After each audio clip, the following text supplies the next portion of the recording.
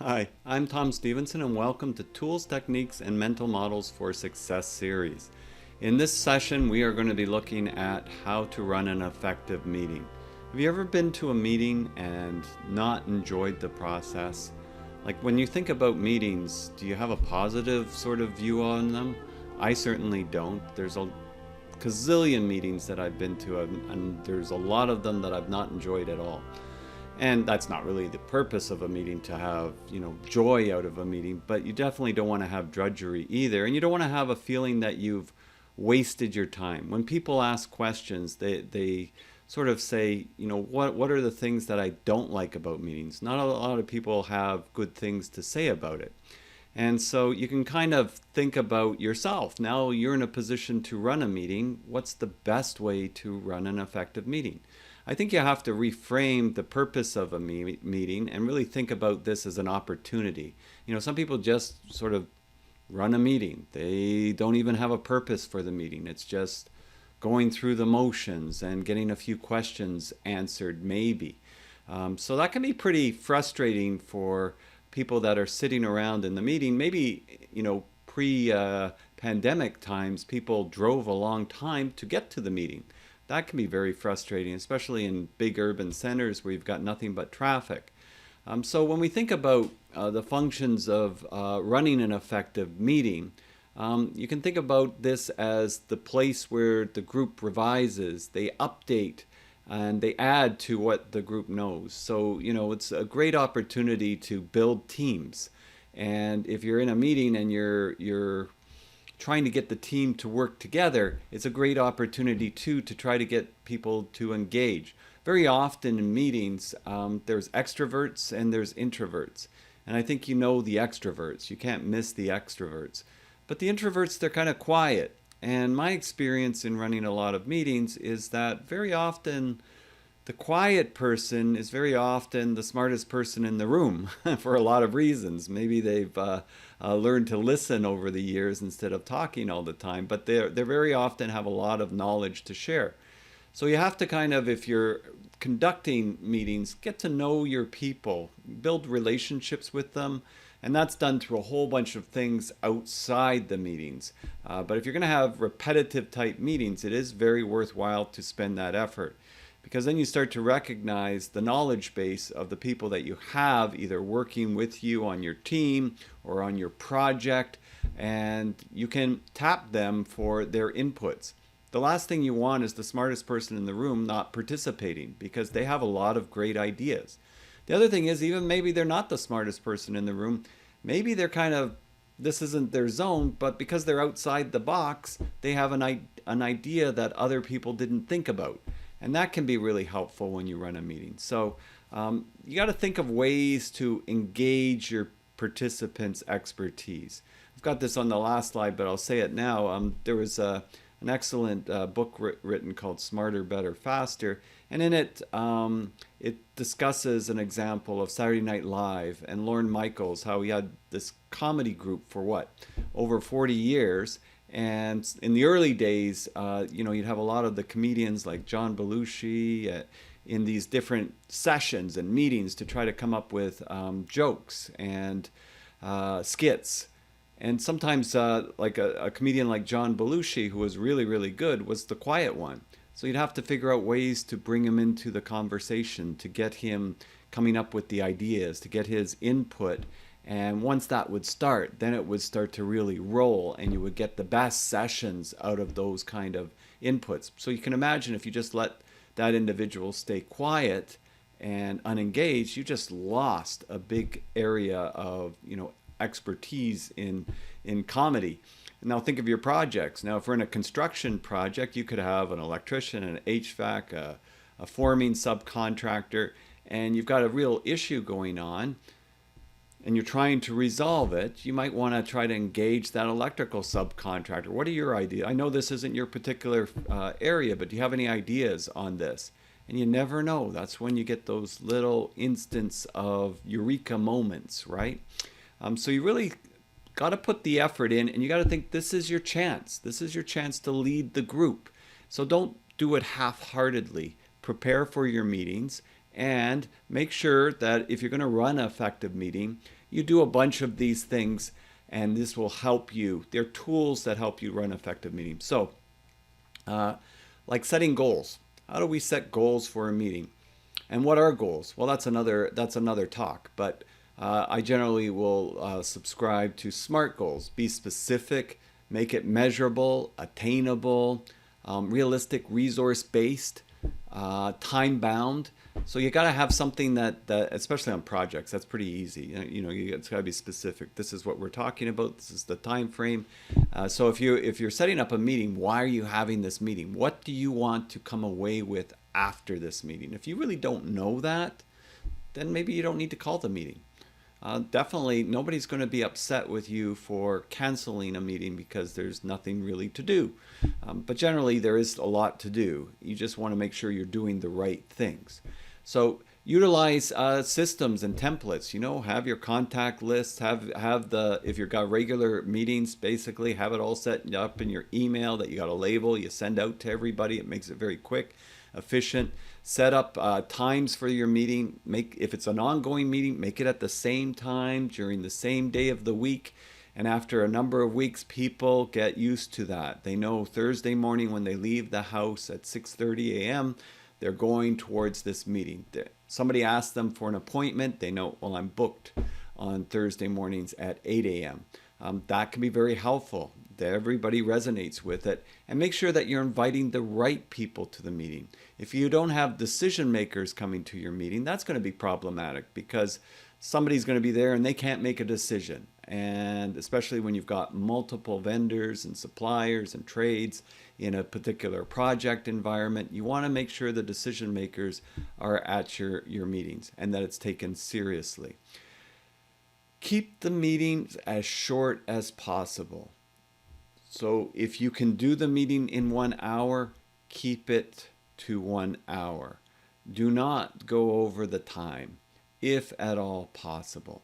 I was at a meeting not that long ago, well, maybe about a year or so ago, and I remember it was this review of this program, and the person that was running the meeting, they called it for a 1 hour meeting. I'm looking at the agenda, and I'm looking at the time, and I noticed, you know what, we're about halfway through and they haven't even gotten past the first bullet, and it was kind of going all over the place and there was no real control in it. So when the hour came up, they were maybe about a quarter of the way through the meeting agenda, and the person just kept going, like never missed a beat, never apologized for being going over. So about 10 minutes after the hour, I just got up and I started to leave. Oh, where are you going? I said, sorry, I have another appointment. That's because if you don't have respect for my time, then why should I have respect for yours if you're calling this meeting, especially when it's not under control? So if you're going to run a meeting, try to be on time or sooner. I've never run a meeting where I finished the meeting like 15 minutes, 20 minutes early, and somebody came up to me, Tom, you're early. What are we going to do? I've never seen that, and you won't see it either. You might see it if you called the meeting in 2 minutes and you made everybody drive across town for nothing. But if you've had the meeting, you try to finish early. And you know what? Sometimes we're all human, right? So there might be some real deep discussion and it does go over an hour. Well, I would make a point to apologize for that so that everybody knows that you're apologizing, but this is important. We need to get to the bottom of it. Please, can you hang in there another bit till we resolve this issue? That's important because you're showing that you respect other people's time. The other thing, of course, is to make sure that you start your meeting on time. Don't start your meeting late. I've been at meetings and sessions when I do training and that sort of thing, where I've had somebody ask me, Johnny's on the highway. Can we hold the start for another 10, 15 minutes till Johnny gets here? And I'm like, no, we're going to start. Oh, really? Because Johnny really wanted to. So Johnny should have got up earlier. We all have traffic and that sort of thing, but why all the other people, the 10 or 12 people at the meeting, you're going to hold them up because Johnny wasn't timely?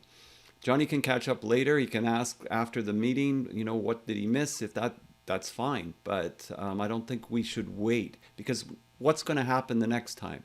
The next time is everybody else is going to be like, they don't start on time. I'm going to go get a coffee before I start, and we'll pick this up, and I'm going to just send a quick email before I go in there. And then now your meetings, instead of starting at 8, they start at 8:10. So you've just created a culture that you don't start on time. So you got to be very careful about that because it's a slippery slope. Um, Make sure that you have a clear agenda. That's why the meeting goals is there, so that you have a process. And if the agenda is very clear, and you can put in brackets expected time for the elements that you're going to talk about, you can always adjust and shift in real time. That's plans. Plans are nothing. Planning is everything, as Eisenhower said, right? So that can be helpful. Distribute the agenda to the stakeholders. Give plenty of time for people to look over the agenda. That's the other thing, that sometimes I go into a meeting and the person running the meeting says, "Oh, did you read the agenda and did you get the minutes?"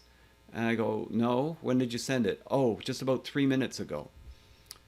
Well, 3 minutes ago, well, how am I going? I'm driving, or I'm going to the meeting, or I'm preparing for the meeting. That's too late. So you want to get it out as soon as possible. So as I mentioned, during, start on time, finish on time. Ensure your agenda, if you're going to make an agenda, well, you want to cover it. So give some thought to the agenda. Get other people's inputs of what should be on it. That's fine. And that's very good to engage others in the process. Then you've got their more buy-in to the purpose of the meeting. And then there's always somebody that has their own agenda at the meeting. Always there's somebody that has their own agenda at the meeting. They want to do this, and this is the topic they want to talk about. But it's not on your agenda, and it's not really something that's part of what you're trying to accomplish here. It's not part of your SMART goals. Recognize who the person is. And you don't have to, you can be very, very professional about it. You just have to say, Fred, you and I can take this offline after the meeting. Yeah, I know where you're coming from, and we'll have a good discussion after the meeting over a coffee. That stops it. That way Fred doesn't take over the meeting. Or you can also say, Fred, we've got some other business left at the end, so if there's time at the end, then we can discuss it. Also, because your topic only really covers these 3 or 4 people, we can then let everybody else go. That way, again, you're respecting other people's time. People like that. People like that. And Fred's fine with it. You're giving Fred the attention for that point, right? So it just depends on that aspect. Some people, they just are a little bit, that it's not that they're doing it belligerently usually. It's just that they want to have their inputs or their say, or they've got a particular thing that's really they're passionate about. But you just don't want it to hijack your meeting and its purpose. So you got to be careful of that.